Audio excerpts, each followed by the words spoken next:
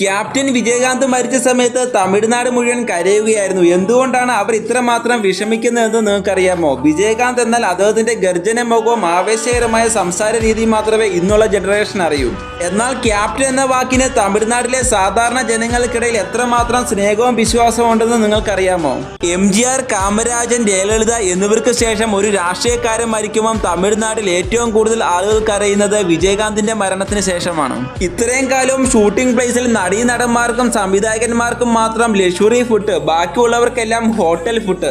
ഇപ്പോൾ വരെയും അങ്ങനെയാണ് നടന്നുകൊണ്ടിരിക്കുന്നത്. എന്നാൽ 1980 തൊട്ട് 1990 വരെയുള്ള കാലഘട്ടങ്ങളിൽ വിജയകാന്ത് തന്റെ സിനിമയുടെ ഷൂട്ടിംഗ് പ്ലേസിൽ താൻ കഴിക്കുന്ന അതേ ആഹാരം തന്നെയാണ് തന്റെ കൂടെ വർക്ക് ചെയ്യുന്നവർക്കും സ്വന്തം ചെലവിൽ വാങ്ങിക്കൊടുത്തിട്ടുള്ളത്. അവർ ആ ഒരു ആഹാരം ആസ്വദിച്ച് കഴിക്കുന്ന കണ്ട് മനസ്സ് നിറഞ്ഞിട്ട് മാത്രമാണ് അദ്ദേഹം തന്റെ ആഹാരത്തിൽ കൈവെക്കുന്നത്. ജീവിതകാലം മുഴുവൻ താൻ സിനിമയിൽ നിന്ന് സമ്പാദിച്ചതെല്ലാം അദ്ദേഹം പാവപ്പെട്ട ജനങ്ങൾക്ക് വേണ്ടി ദാനം ചെയ്തു. അദ്ദേഹത്തിന്റെ മരണത്തിന് തൊട്ടു മുമ്പ് പോലും തന്റെ സമ്പാദ്യത്തിൽ വലിയൊരു വിഹിതം മാറ്റിവെച്ചിട്ടുണ്ട്. അത് പാവപ്പെട്ട ജനങ്ങൾക്ക് മറക്കാതെ കൊടുക്കണമെന്ന് പറഞ്ഞ ശേഷമാണ് അദ്ദേഹം മരണമടയുന്നത്. ഈയൊരു കാരണം തന്നെയാണ് തമിഴ്നാട്ടിലെ സാധാരണ ജനങ്ങൾക്ക് വിജയകാന്തിനോടുള്ള അളവറ്റ സ്നേഹത്തിന് കാരണം.